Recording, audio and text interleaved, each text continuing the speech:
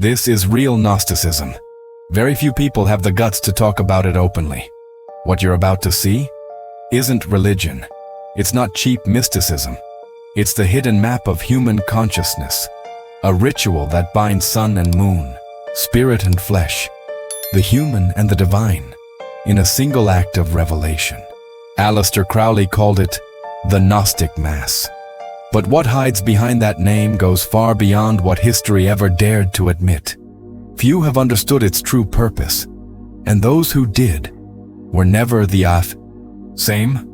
What you're about to discover may change forever how you understand reality, the sacred, and yourself. And you, what do you think of Aleister Crowley's Gnostic Mass? Drop a comment right now so I can see your take, and comment again when you finish the video, so I know if you changed your mind after hearing this. The story of the Gnostic Mass, the central ritual in Aleister Crowley's philosophy.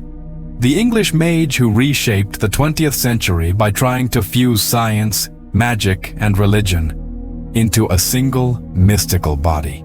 To understand the Gnostic Mass, you first need to grasp the heart of Thelema, the philosophy revealed to Crowley in 1904 through Liber XV, the Book of the Law.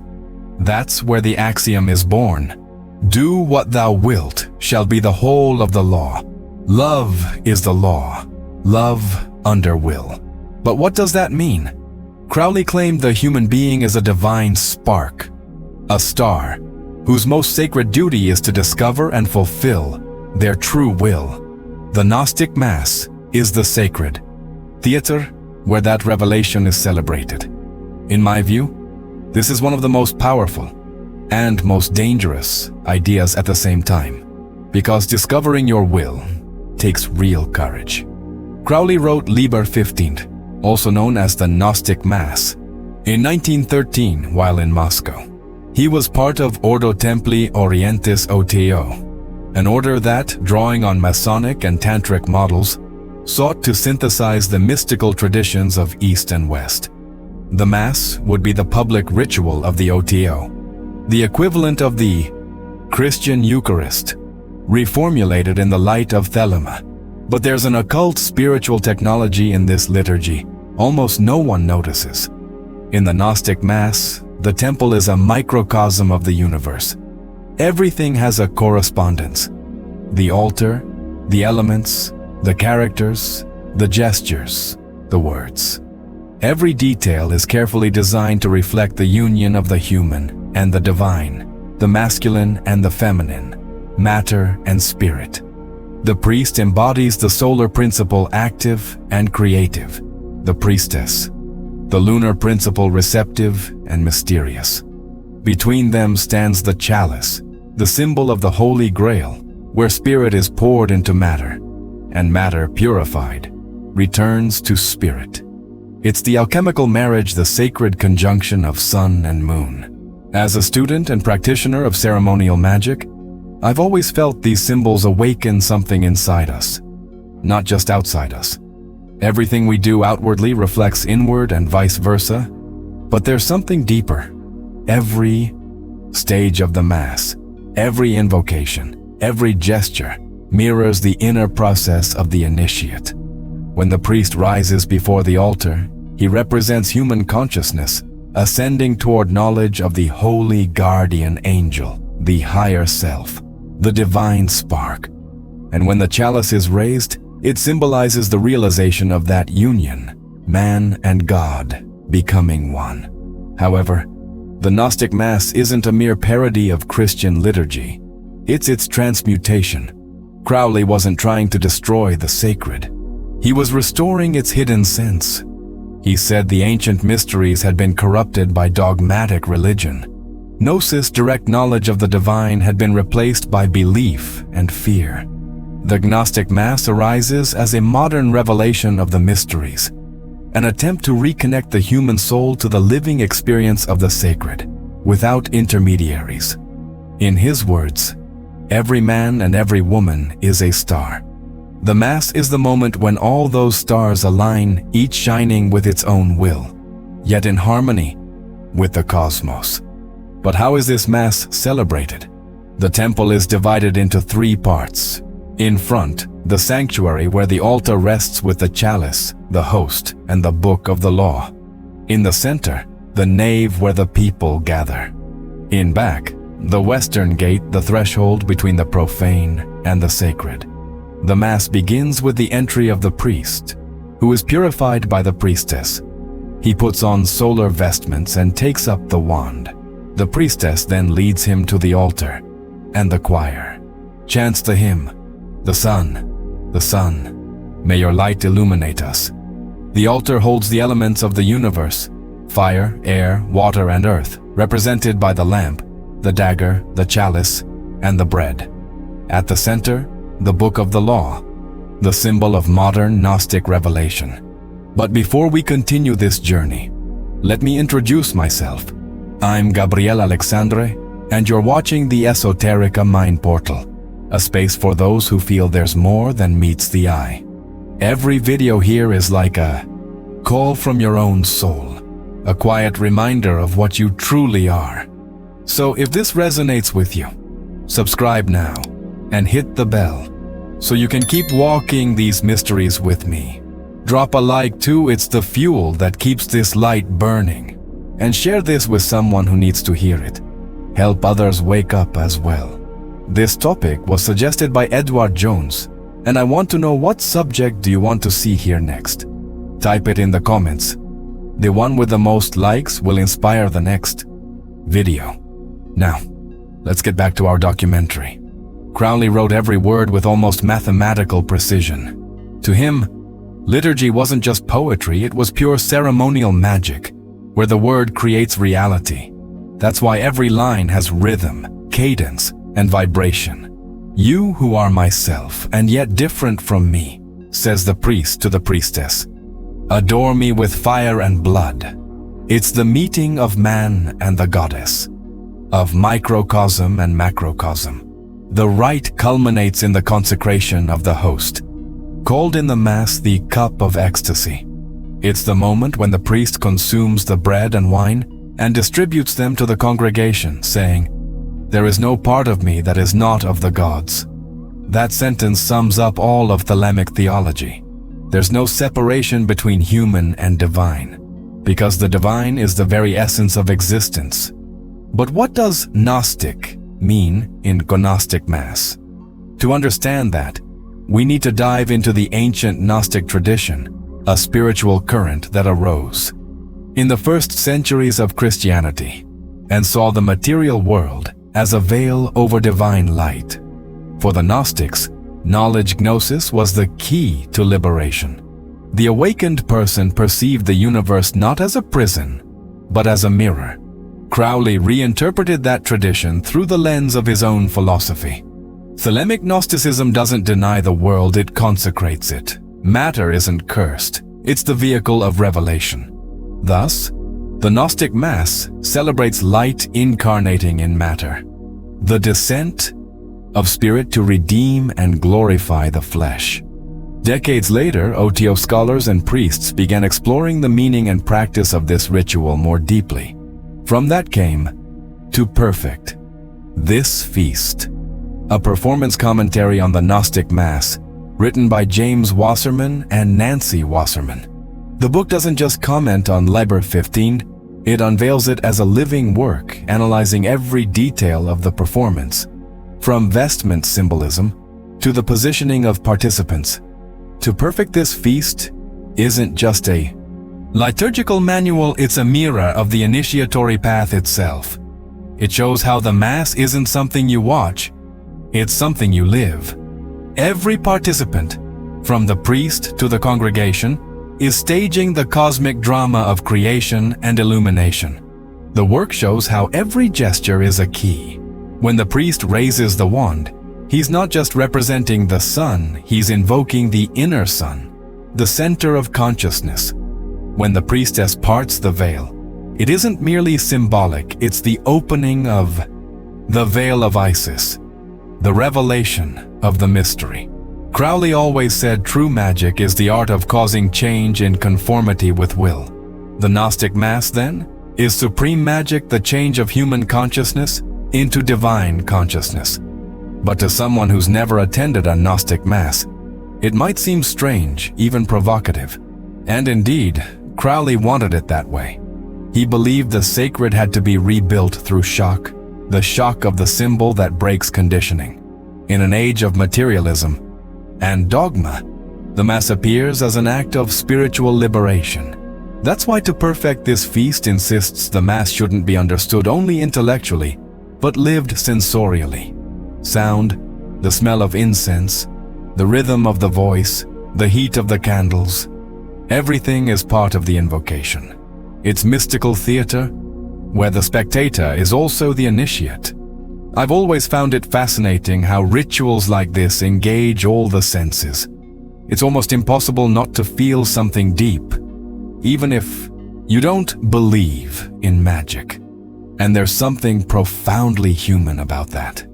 Because at its core, the Gnostic Mass is the story of all of us the search for lost unity, the attempt to reconnect what was split, spirit and body, man and woman, the self and the all.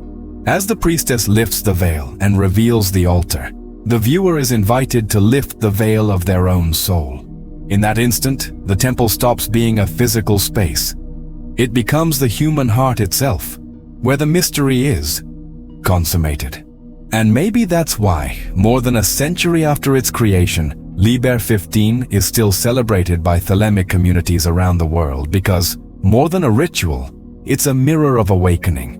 But there's something few people know, something that completely reframes how we see the Gnostic Mass. What few realize, and what Crowley never explained directly, is that the true secret of the Gnostic Mass isn't in the words, but in the invisible architecture that sustains the ritual. Into Perfect This Feast, the authors reveal what many Thelemites discover only after years of practice. Every element of the Mass is a Kabbalistic and alchemical representation of the soul's reintegration, the return of the human to the divine spark. The temple itself is a diagram of the tree of life, the structure of consciousness in Hermetic Qabalah. The altar represents Tiferet, the sun, the heart of the tree, the point of balance between the spiritual and the material. The priestess, in her lunar purity, is Binah, the Great Mother, Lady of Understanding who gives form to the invisible. The priest is Chokmah, creative wisdom, the ray of light that descends. When the two unite over the altar, what's celebrated is the union of Chokmah and Binah, the union of father and mother, the principle that generates the Son, the Logos. This is the Gnostic Trinity. Crowley reformulates, not the Father, the Son, and the Holy Spirit, but the Sun, the Moon, and the child of the sacred marriage, the God born from there. Balance, the crowned and conquering child, Thelema, calls Horus. That's why the true center of the Mass isn't the priest or the priestess, but the mystical child they generate symbolically at the moment of consecration. That child is the new Gnostic human, the one awakened to their own divinity. The Mass, therefore, is the cosmic drama of creation, reinterpreted through the lens of self-awareness. The universe is born, spirit descends into matter, consciousness gets lost in illusions, and then, through the rite, returns to unity. Into Perfect This Feast, this journey is called the Theater of Redemption. The authors describe how each gesture of the officers is a bridge between planes, macrocosm and microcosm, divine and human, eternal and ephemeral. As the priest rises before the altar, he's not merely reciting words. He's reenacting the archetypal gesture of creation, the emanation of light from primordial chaos. When he traces the circle in the air, he's delimiting the cosmos, the sphere of manifestation. When he touches the chalice, he's invoking the power of the goddess, who fertilizes the universe. Before we move on, tell me in the comments, are you enjoying this video? Do you want a part 2? Then hit like right now and comment the phrase, I want a part 2 of this video, so I'll know you love the content and I'll make a sequel. And here Crowley does something few understood at the time. He unites the Gnostic mystery with the Tantric mystery. The Gnostic Mass is also a rite of veiled sexual magic. The marriage of priest and priestess is at once symbolic and energetic. Solar fire and lunar water meet in the chalice. And in the alchemical tradition, it's in that meeting that spirit is transmuted. Crowley believed sex, when elevated to the sacred, was the key to modern gnosis. The creative energy, the same force that generates life, is also the force that can generate consciousness. Thus, physical ecstasy becomes a metaphor for spiritual ecstasy. Carnal union becomes divine union. That's why the ritual is steeped in a refined sensuality, never vulgar. The priestess's body is seen as the temple of spirit, the living altar where the Logos manifests. The Mass invites the initiate to look at the body not as a prison, but as an instrument of revelation. This view is profoundly Gnostic, and at the same time, a break with classical Gnosticism, because the ancient Gnostics saw the world as a shadow of the pleroma, an error of the demiurge.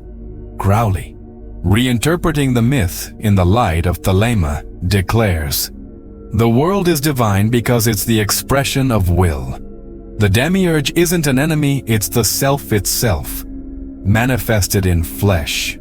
Thus, the Gnostic Mass is a celebration of the sacredness of existence. The bread and wine don't represent the body and blood of a God who died, but the body and blood of the living God, the deified human. In one of the most beautiful moments of the liturgy, the priest says, "You who are myself, and yet different from me, adore me with fire and blood." That line is the soul's confession to its higher self. It's the voice of consciousness seeking its divine reflection, and the reflection answering back. To perfect this feast describes this passage as the apex of the Mass, the instant when human and divine recognize one another. There's no supplication, no repentance, no sin. There's only the meeting of two mirrors. The book analyzes every detail, the cadence of the voice, the tempo of the music, the movement of bodies, as if everything were part of a celestial choreography. And it is. The Gnostic Mass is a rite of vibrational harmonization where sound, gesture, and intention fuse to create an altered state of consciousness. Each invocation is a vibratory key. When the choir intones Iopan, Iopan, it isn't just calling the God of nature, it's awakening the archetype of the all within each participant. Pan means all. It's the invocation of the total self, the force that unites all.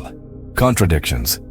And that's where the rite becomes more than a celebration. It becomes the urgy, a divine operation. The temple is the cosmos. The officers are the gods. And the result is the transmutation of consciousness. But there's a fascinating detail revealed to perfect this feast. The rhythm of the Mass is meticulously structured to lead the participant through a spiral of elevation. It begins in deep tones, almost theatrical, intensifies to the climax of consecration, and ends in quiet. Serenity, like a return to origin. It's the alchemical cycle, nigredo, albedo, rubido death, purification, and rebirth. That structure is intentional. Crowley based the liturgy on sacred geometry. The central altar, the chalice, the triangle of positions, the veil, all form a three-dimensional mandala. Every movement is a coordinate in the initiate's inner journey. From the outside, it may look like esoteric staging, but for the participant, it's transformative action, because the Mass isn't just representing the cosmos, it recreates it. To perfect this feast reinforces this by calling the rite a living spiritual machine. And that's where the Mass transcends religious liturgy and becomes a laboratory of illumination. But there's something subtler, almost imperceptible, that few perceive. The true sacrament isn't the bread and wine. It's the participant's consciousness. When the priest distributes communion and says, There is no part of me that is not of the gods. He's proclaiming the unity of all beings. In that instant, Gnosis completes itself. The initiate receiving the sacrament isn't worshipping an external god, but recognizing the God within. They realize that everything, the altar, the rite, the sound, the light, is a reflection of one reality, the One, manifested in infinite forms.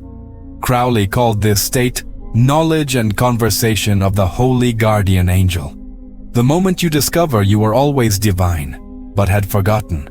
And maybe that's why the Gnostic Mass, more than a century later, is still celebrated with the same reverence. Because it's not just an OTO ritual, it's a mirror of the human quest for the sacred. It reminds us that true religion in the original sense of religare, to reconnect, isn't a set of dogmas, but the direct experience of the divine. And when the final verse echoes, "The Lord is one, the Lord is all, the Lord is one within us," something changes inside anyone who witnesses the rite. Because in that moment, you're no longer just watching theater, you're inside it. The temple and the cosmos merge. The soul recognizes its own altar.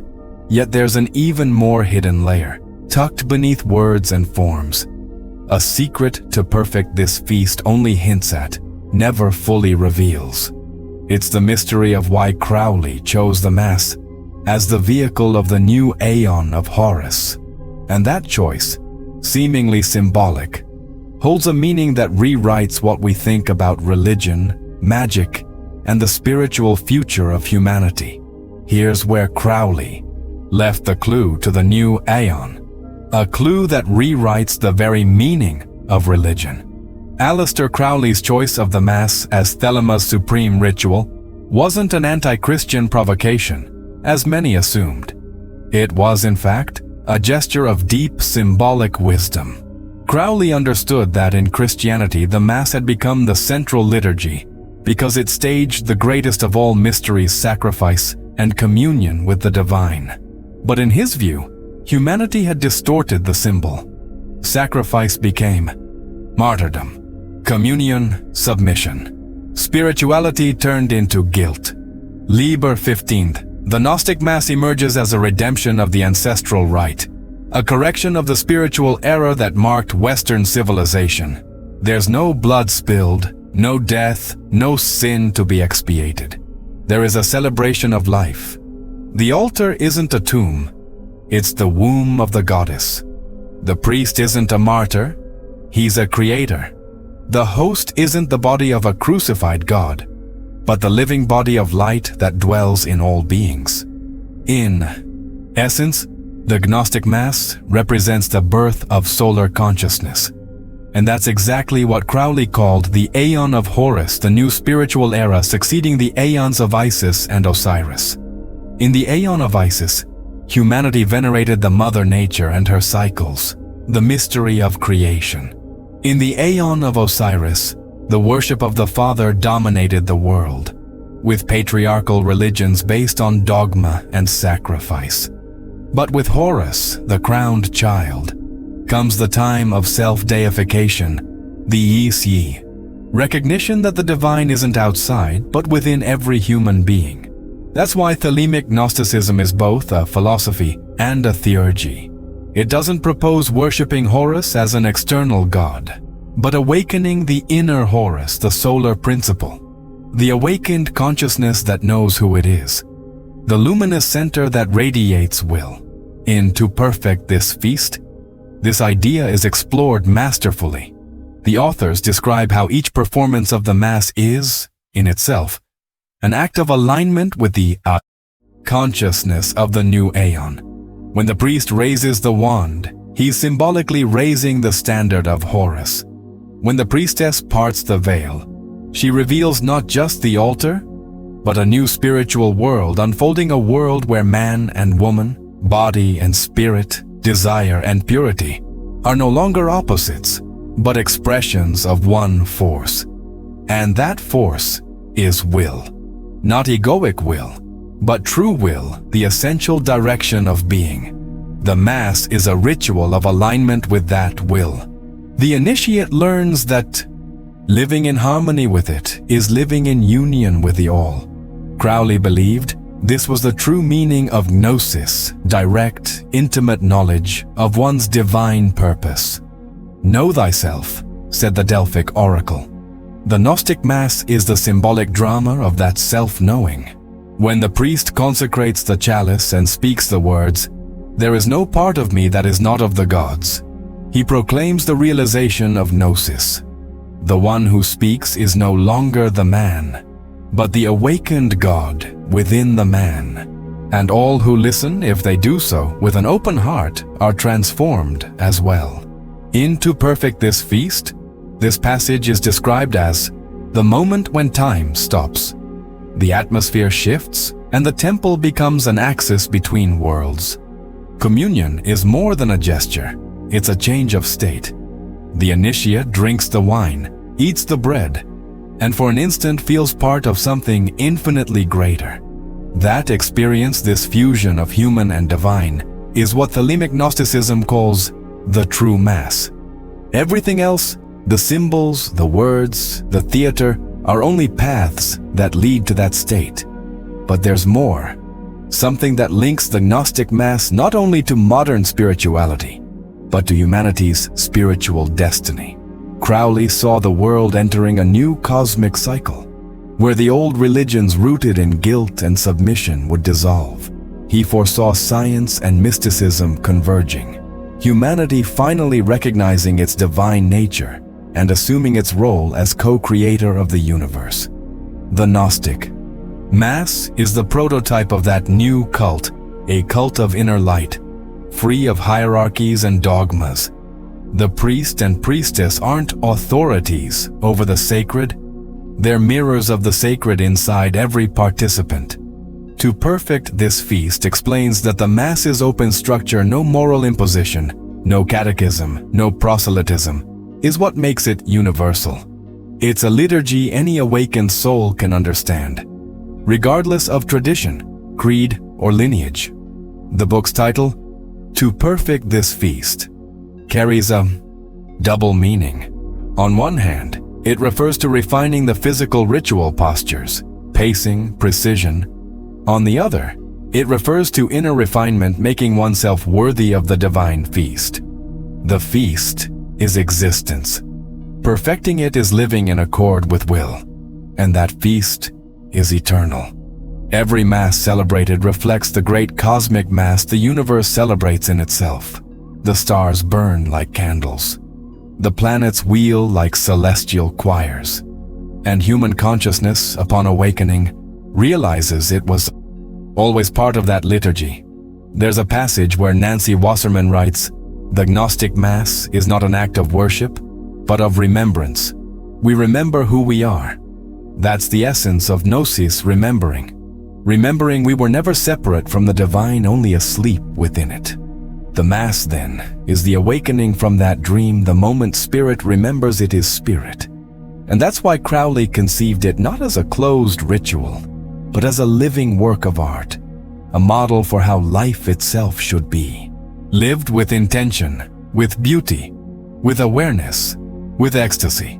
Scholars often say that in creating Liber XV, Crowley wrote the first religious text of the 20th century, to unite paganism, Christianity, Tantra, and modern science in a single symbolic language. It's a rite of universal unity expressed in human terms. And there's a deep irony in that. The man called the Beast, the Antichrist, actually created one of the most beautiful hymns to human divinity ever written. The Gnostic Mass is Crowley's spiritual testament, not scandal, not rebellion, but synthesis. It's the bridge between heaven and earth, the visible and the invisible, the ancient and the future. When the rite ends and the priest proclaims, "The Lord is one, the Lord is all, the Lord is one within us," something in the temple changes forever. Because that line isn't a farewell, it's a revelation. It's the voice of divine consciousness speaking through a human being. The temple dissolves, the incense fades, but the I just echo of that sentence remains, not on the walls, but in the heart of the one who heard it. And it's in that final silence when words cease and breath becomes the only sound that the true meaning of Thelemic Gnosticism reveals itself. It's not about dogma or belief, it's about experience, about recognizing the sacred in your own breath, in your own body, in the act of existing. The Gnostic Mass isn't an invitation to flee the world, but to sanctify it. Because if God is in all things, then everything is a temple. And if the human is a star, then every life is a flame of the same infinite light.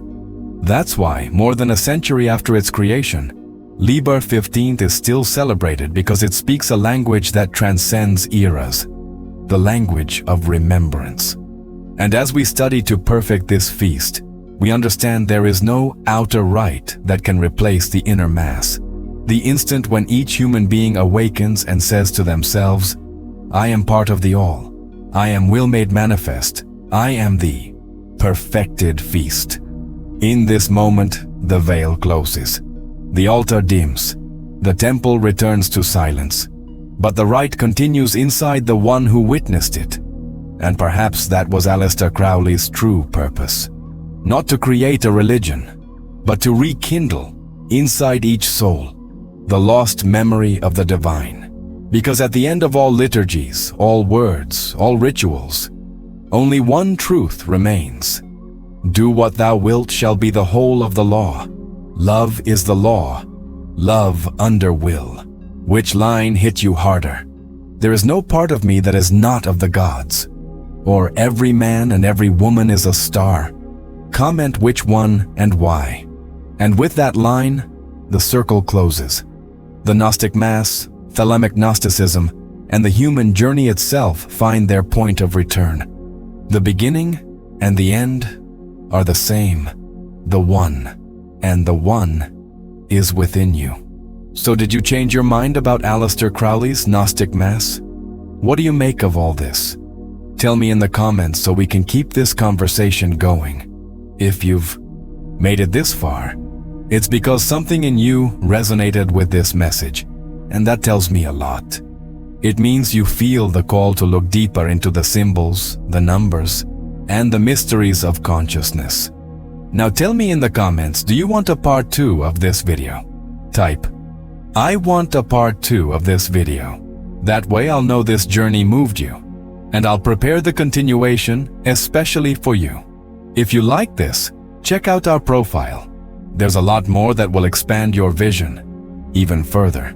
Biographies of masters like Aleister Crowley, Helena Blavatsky, Pythagoras, and so many others who paved the way for the spiritual knowledge you feel pulsing inside you. Also, drop in the comments who you want to see in the next video. Your suggestion helps guide the next steps on this path of wisdom. Remember to leave your like, subscribe, and turn on the bell. Every new video here is made to awaken what's highest in you. Make sure that bell is on so you don't miss what's coming next. And honestly, I'm deeply grateful to have you here with me on this journey. Every view, every comment, and every minute of your attention helps this community grow and keeps alive the search for the knowledge that sets us free. Now pick one of the videos on your screen and keep going with me. Each one was created to bring you a little closer to your best self and to the truth that lives inside you.